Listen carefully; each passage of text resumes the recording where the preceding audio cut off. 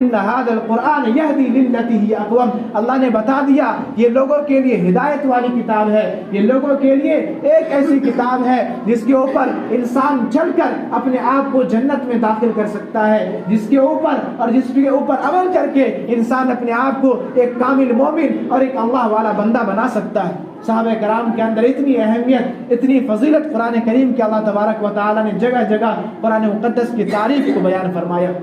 اللہ کے نبی صلی اللہ علیہ وسلم نے ایک حدیث میں اللہ کے نبی نے فرمایا من قرأ القرآن فاستظہرہ وأحل حلالہ وحرم حرامہ، ایک لمبی حدیث ہے۔ اللہ کے نبی نے فرمایا کہ جس شخص نے قرآن کریم کو پڑھا، قرآن کو پڑھنا سیکھا، اس کو حفظ یاد کیا، اللہ کے نبی نے فرمایا وأحل حلالہ، اور اس کے حلال کردہ چیز کو قرآن نے کہا کہ فلاں چیز حلال ہے، اس کو آپ کیجئے، اس کو آپ کھائیے، اس نے اس کو حلال سمجھا، وحرم حرامہ، اور جس کو قرآن نے حرام قرار دیا اور جس کے کرنے پر قرآن نے نکیر فرمایا کہ اس کو کرنے کی ضرورت نہیں ہے اور اس کے اوپر اپنی پوری زندگی کو وہ شخص گزارتا ہے، اللہ کے نبی صلی اللہ علیہ وسلم آگے ارشاد فرماتے ہیں وحرم حرامہ، تو اللہ تعالیٰ اتنا بڑا ایوارڈ دے گا، اتنے بڑے اللہ انعامات سے نوازے گا کہ اللہ تعالیٰ اس شخص کو تو جنت میں داخل کرے گا ہی جو حافظ قرآن ہے، ساتھ ساتھ اللہ رب العزت ایسے 10 شخص کو بھی جنت میں داخل کرے گا قد وجبت لهم النار، کہ جن کے اوپر جہنم کی آگ واجب ہو چکی ہوگی۔ ایک حافظ قرآن جس نے قرآن کو یاد کیا ہوگا، جن کے اندر قرآن کی اہمیت ہوگی، وہ اللہ تبارک و تعالیٰ ان کو یہ اعزاز دیں گے، یہ شرف دیں گے کہ آج میں تمہیں اپنی طرف سے یہ اجازت دے رہا ہوں، جہاں کسی ہر شخص کی بولتی بند ہو جائے گی، جہاں نبی بھی کانپ اٹھیں گے۔ امام بخاری، امام مسلم نے پورے لمبی تفسیر بخاری شریف کے اندر حضرت امام بخاری نے اس کے اوپر لمبی جو ہے کئی حدیثیں اس کے اوپر آئی ہے۔ لوگ حضرت آدم علیہ السلام کے پاس جائیں گے کہ آپ چلیے، آپ تو اللہ کے سب سے پہلے پیغمبر ہیں، اللہ تبارک و تعالیٰ نے آپ کو اپنے ہاتھ سے پیدا فرمایا، آپ چلیے میری سفارش فرما دیجئے۔ وہ کہیں گے نفسی نفسی، ہاتھ جوڑتا، آج مجھ سے بھی کچھ نہیں ہونے والا ہے، آج میں تیری سفارش نہیں کر سکتا۔ لوگ بھاگتے ہوئے آئیں گے حضرت ابراہیم نوح علیہ السلام کے پاس اور کہیں گے آپ تو آدم ثانی ہے، آپ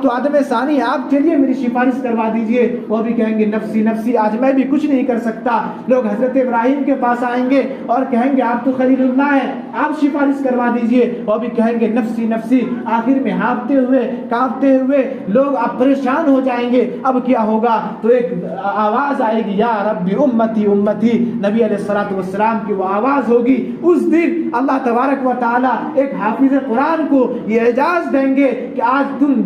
10 ایسے شخص کو جنت میں داخل کر سکتے ہو جس کے اوپر جہنم کی آگ واجب ہو چکی ہے، اور اللہ تبارک و تعالیٰ ان کے والدین کو ایک ایسا تاج پہنائے گا، اتنا خوبصورت ہوگا جو سورج اور چاند کی روشنی سے بھی زیادہ چمکتا ہوا ہوگا۔ لوگ حیران ہو کے پوچھیں کہ یہ کیا ہے، کیا ماجرا ہے؟ یہ بھی تو ہمارے ساتھ گھومتے تھے، ہمارے ساتھ کھاتے تھے، پیتے تھے، لیکن اللہ اتنا بڑا انعام اسے کیوں دیا؟ تو پتہ چلے گا کہ اس نے اپنے اولاد کو حافظ قرآن بنایا تھا، اس نے اپنے پیٹ کے اوپر پتھر رکھ کر اپنی مشکلوں کو اور اپنی محبتوں کو کچل کر کے اپنے لخت جگر کو مدرسے سے منسلک کیا تھا، ان کے اندر قرآن کی عظمت کو بھرا، تو اللہ تعالیٰ اتنے بڑے انعام سے نوازے گا۔ شرح حدیث نے لکھا ہے کہ جو لوگ یہ کہتے ہیں، ایک تو اللہ اتنا بڑا انعام دے گا ہی، اور جو لوگ یہ کہتے ہیں کہ میرے فیملی کا فلاں شخص پڑھ رہا ہے، کیا ہوگا حافظ بن کے تم کیا کر لو گے؟ اتنی کم تنخواہ ملے گی، کوئی عزت بھی نہیں ہے۔ تو اللہ تعالیٰ میں شرح حدیث نے لکھا ہے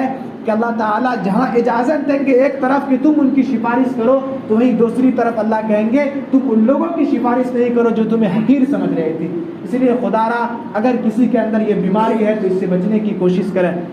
تو اللہ تبارک و تعالیٰ کے نبی صلی اللہ علیہ وسلم نے ہر اعتبار سے ہمیں بتایا کہ قرآن کریم کے اوپر خود عمل کرنا ہے، اور اپنی اولاد کو اسکول میں ڈالنے سے پہلے اور ان کو کالج اور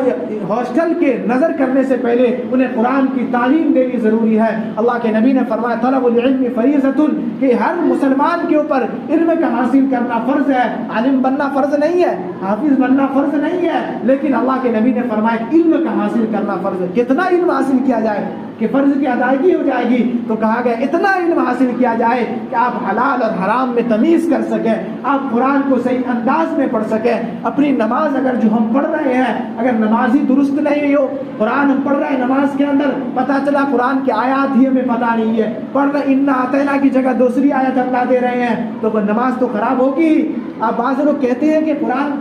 رٹنا قرآن یہ طوطے اور مینے والا کام ہے۔ ایک تو آپ نے قرآن کو پڑھا، اس کے مفاہیم کو ہم نے سمجھا، ان کے اوپر زندگی بھی گزاری، یہ تو نور علی نور ہے۔ لیکن جو شخص صرف قرآن کو پڑھتا ہے، ان کے مفاہیم کو سمجھتا نہیں ہے، ان کے تراجم کو سمجھ نہیں پاتا ہے، ان کے لیے بھی اللہ کے نبی صلی اللہ علیہ وسلم نے بڑی بشارت اور بڑی خوشخبری دی۔ اللہ کے نبی نے فرمایا کہ تم یہ نہ سمجھ لو کہ الف لام میم ایک حرف ہے، صرف ایک حرف کا نیکی ملے گا۔ اللہ کے نبی نے فرمایا الالف حرف اللام حرف المیم حرف، کہ الف لام میم کے اندر 3 حرف ہے، اگر تم صرف ایک لفظ پڑھ لو گے الف لام میم پڑھ لو گے صرف یہ، تو تمہیں 30 نیکیاں لکھ دی جائے گی تمہارے نام اعمال کے اندر۔ آج ہمیں نیکیوں کا پتہ نہیں چلتا ہے۔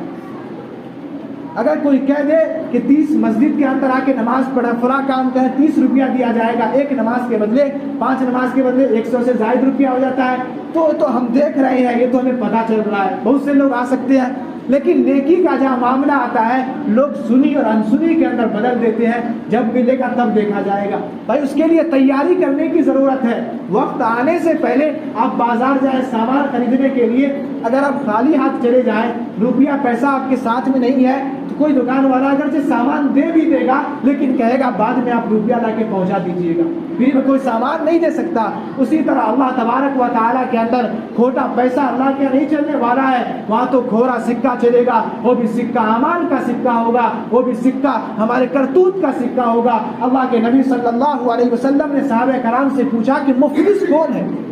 غریب کون ہے، تم کسے غریب سمجھتے ہو، کس کو تم تنگ دست سمجھتے ہو؟ ہم بھی سمجھتے ہیں۔ تو صحابہ نے کہا کہ جس کے پاس درہم و دنانیر نہ ہو، درہم دنانیر جیسے ابھی ہمارے پاس روپیہ سونا اور چاندی کا ہوا کرتا تھا اس زمانے کے اندر، ہم سے بھی پوچھے گا تو ہم بھی یہی کہیں گے کہ درہم و دنانیر جس کے پاس نہ ہو، روپیہ پیسہ نہ ہو، بینک بیلنس اور گاڑی نہ ہو، مکان نہ ہو، وہ غریب ہے، مفلس ہے۔ اللہ کے نبی نے فرمایا قطعاً وہ شخص مفلس نہیں ہے، بالکل۔ صحابہ نے کہا وہی تو مفلس ہے۔ اللہ کے نبی نے فرمایا وہ شخص مفلس ہے ہی نہیں جس کے پاس درہم و دنانیر نہ ہو، بلکہ وہ شخص مفلس ہے کہ میدان محشر کے اندر جب اللہ تبارک و تعالی قیامت کے دن جہاں نیکیوں کا سکہ تولا جائے گا، اللہ ایک شخص کو بلائے گا جو نیکیوں کے انبار کو لے کر آئے گا،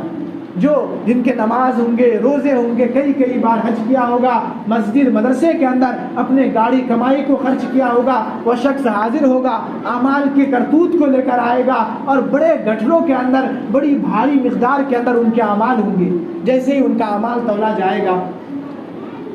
تولا جانے کے بعد ایک شخص کھڑا ہو جائے گا اور کہے گا یا اللہ اس نے میرا حق مارا تھا، اس نے میری زمین کو ہڑپا تھا۔ پھر دوسرا شخص حاضر ہوگا، کہے گا یا اللہ اس نے میرے اوپر ظلم کیا تھا۔ پھر تیسرا شخص آئے گا اور کہے گا یا اللہ اس نے مجھے بیجا گالی دیا تھا۔ لکھا ہے حدیث پاک کے اندر اللہ کے نبی نے فرمایا کہ چاروں طرف سے حقوق العباد کا مسئلہ اتنا بڑا مسئلہ ہے، چاروں طرف سے لوگ حاضر ہو جائیں گے۔ فلاں آدمی کہے گا کہ میرے ساتھ ڈکا زنی کیا تھا، میرے اوپر ظلم کیا تھا، ان کے اعمال کو، جو یہ حاجی صاحب ہے، نمازی صاحب تھے جن کے اعمال بہت تھے، ان کے اعمال کو جو شخص جو حقوق والا ہے، وہاں تو پیسہ نہیں چلے گا کہ 50 روپیہ نکالے آپ کے حق کو ہم نے ادا کر دیا، ہم نے ایک زمین دے دی، گھر دے دیا، آپ کا حق ادا ہو گیا، وہاں تو اعمال کا سکہ چلنے والا ہے جس کی قدر اور اہمیت آج ہمیں معلوم نہیں ہے۔ وہ شخص حاضر ہوگا، ہر شخص کو ان کے اعمال سے نکال کر کے حصہ دے دیا جائے گا۔ حدیث پاک کے اندر لکھا ہے کہ پھر بھی لوگوں کے قطار میں لوگ کھڑے ہوئے ہوں گے، ان کا اعمال ختم ہو گیا، وہ تو حیرت اور افسوس میں پڑ جائے گا۔ تو اللہ تعالیٰ کہے گا اب یہ جو باقی افراد ہیں جن کو تم نے گالی دیا، جن کے اوپر تم نے ظلم کیا تھا، ان کا کیا ہوگا؟ وہ لوگ جو ہے حقدار جو ہوں گے وہ اپنے حقوق کو طلب کریں گے۔ تو اللہ کہے گا یہ جو گنہگار شخص ہے، یہ جو حقدار آدمی ہے، اس کی برائی کو اس شخص کے نیکی کے اندر اس شخص کے نام اعمال میں ڈال دیا جائے۔ وہ شخص حیران ہو جائے گا، حیرت زدہ ہو جائے گا، اسے جہنم کے انگارے میں ڈال دیا جائے گا۔ وہی شخص مفلس ہوگا، لیکن مالدار وہاں کون ہوگا؟ جن کے اعمال ایسے ہوں گے کہ حقوق العباد کو انہوں نے تلف نہیں کیا ہوگا۔ اللہ کے نبی نے فرمایا خیر الناس من ينفع الناس، کہ تم میں سے سب سے بہتر انسان، یہ نہیں کہا مومن نہیں رہا، مطلقاً اللہ کے نبی نے فرمایا خیر الناس کہ سب سے اچھا انسان وہی ہے من ینفع الناس، جس سے لوگ نفع اٹھا سکیں، جس سے لوگ فائدہ اٹھا سکے، جس سے لوگ اپنی ضرورت کو پوری کر سکے۔ اللہ کے نبی نے فرمایا من ینفع الناس، جو نفع ہو، جو لوگوں کے لیے نافع ہو، نہ کہ لوگوں کے لیے مضر ہو۔ تو میں بتا رہا تھا قرآن کریم ہم تمام کے لیے ایک دستور حیات ہے۔ قرآن کریم سراپا ہدایت والی کتاب ہے، اور اللہ کے نبی صلی اللہ علیہ وسلم نے بڑی بشارتیں دی ہے، اور بڑی اللہ کے نبی صلی اللہ علیہ وسلم نے ہر اعتبار سے ہمیں یہ بتا دیا۔ ہمیں بھی خوشی ہوتی ہے کہ حافظ قرآن جب حافظ بنتا ہے اس کا بھی اللہ تعالیٰ نے مراتب رکھے ہیں، کہ ایک شخص کا واقعہ لکھا ہے کہ ان کا تعلق مدرسے سے بہت اچھا تھا۔ ہم بھی خرچ کرتے ہیں، آپ بھی خرچ کرتے ہیں ماشاءاللہ۔ وہ مدرسے کے اندر اپنے مال کو خرچ کرتا تھا، زکوٰۃ کو، صدقہ کو، خیرات کو دیتا تھا، لیکن کبھی انبن ہو گئی، بات نہیں بن پائی، تعلق مدرسے سے خراب ہو گئے۔ انہوں نے اپنا پورا تعلق مدرسے سے ہٹا لیا، اپنا روپیہ دینا بھی بند کر دیا۔ جب لوگ ناراض ہوتے تو جہاں تک ہوتی ہے اپنے ہردرمی پہ آ جاتے ہیں۔ جب وہ رات میں سویا تو خواب میں دیکھ رہا میدان محشر قائم ہے، لوگ کھڑے ہوئے ارد گرد، اور سب کے اعمال، نام اعمال وہاں حساب ہو رہا ہے، اور جو اللہ تعالیٰ پل صراط کا راستہ ہے ہر شخص پار ہو رہا ہے، لیکن میں یہاں پھنس چکا ہوں۔ اللہ تعالیٰ کی ہاں اللہ کی حاضری جب ہوئی اللہ کے پاس تو میرے اعمال خراب تھے، میرے کرتوت خراب تھے، اللہ تعالیٰ حساب لینے پر آ جائے گا تو اللہ تعالیٰ ایک ایک ذرے کا حساب لے گا۔ ان بطش ربک لشدید، اللہ کی عذاب بھی بڑی سخت ہے۔ تو اللہ تعالیٰ جب ان سے حساب لینے لگا تو ان کے اعمال خراب تھے، تو وہ طالب علم، وہ مدارس میں پڑھنے والے طلبہ، وہ حفاظ کرام جن کے ساتھ ان کا رویہ، ان سے محبت، ان سے الفت، ان سے چاہت تھی، وہ طالب علم جن کا حساب و کتاب ہو چکا تھا، جن کو اللہ نے جنت کا وارث بنا دیا۔ اللہ کے نبی نے فرمایا العلماء ورثۃ الانبیاء، یہ جو علماء ہے یہ انبیاء کے وارث ہیں۔ وہ طالب علم دوبارہ لوٹ کر اللہ کے پاس آتے ہیں اور کہتے ہیں یا اللہ اس نے دنیا کے اندر میرا خیال رکھا تھا، میری ضرورتوں کو پوری کیا تھا، میرے مجلس میں انہوں نے شرکت کی تھی، مجھ سے محبت کیا تھا، صرف قرآن کے ناطے سے مجھ سے الفت رکھا تھا، صرف حفظ قرآن کی وجہ سے جب تک آپ اسے جنت میں داخل نہ کر دیں گے میں جنت میں ہرگز داخل نہیں ہو سکتا۔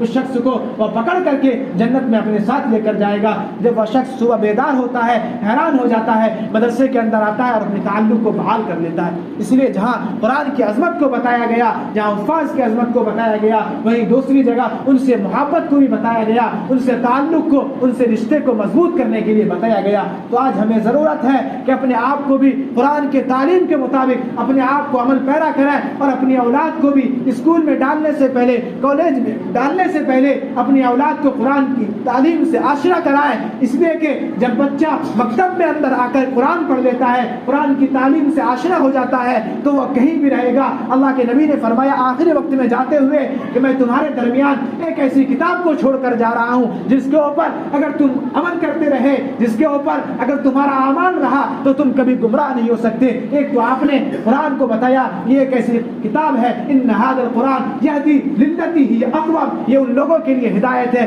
جو ان کے اوپر ثابت قدم رہتے ہیں۔ تو میرے محترم بزرگوں دوستو، ہمیں ضرورت ہے کہ قرآن کو صرف قسم کھانے کے لیے گھر کے اندر نہ رکھیں۔ جب وقت آتا ہے، جب معاملہ بنتا ہے، جب لڑائیاں ہو جاتی ہیں، جب رشتے خراب ہو جاتے ہیں، ہم گھر سے قرآن کو نکالتے ہیں جن کے اوپر گرد و غبار پڑے ہوئے ہیں، کبھی توفیق پڑھنے کی نہیں ہوتی ہے، ہم قسم اٹھانے کے لیے قرآن کو لاتے ہیں، لیکن اپنے اعمال کے لیے، اپنے حساب کے لیے، اپنے معاشرت کے لیے، اپنے اخلاقیات کے لیے، اپنے کرتوت کے لیے جہاں اعمال کی بات آتی ہے، ہم قرآن کے اوپر ہمارا بالکل عمل نہیں رہتا ہے۔ قرآن سے ہٹ کر کے ہمارے معاملات ہوتے ہیں، قرآن سے ہٹ کر کے ہمارے اخلاق ہیں، قرآن سے ہٹ کر کے ہمارے گھر کے فیملی پلاننگ کی جو کوششیں ہوتی ہیں قرآن کے طریقے سے ہٹ کے ہے۔ ہم اس وقت تک کامیاب نہیں ہو سکتے جب تک کہ ہمارا ہر عمل، ہمارے ہر کام قرآن کریم کے مطابق نہ ہو جائے، نبی کے اسوہ حسنہ کے مطابق جب تک ہماری زندگی نہ ہو جائے۔ اللہ خود کہتا ہے کہ قل ان کنتم تحبون اللہ فاتبعونی یحببکم اللہ، کہ اگر تم یہ چاہتے ہو کہ میں تم سے محبت کروں، میں تمہیں چاہنے لگوں، تیری نماز قبول ہو جائے، تیرا حج قبول ہو جائے، تیری زکات قبول ہو جائے، تو فاتبعونی، تو رسول اللہ کی اتباع کرو، یحببکم اللہ، تو اس وقت اللہ تم سے محبت کرے گا۔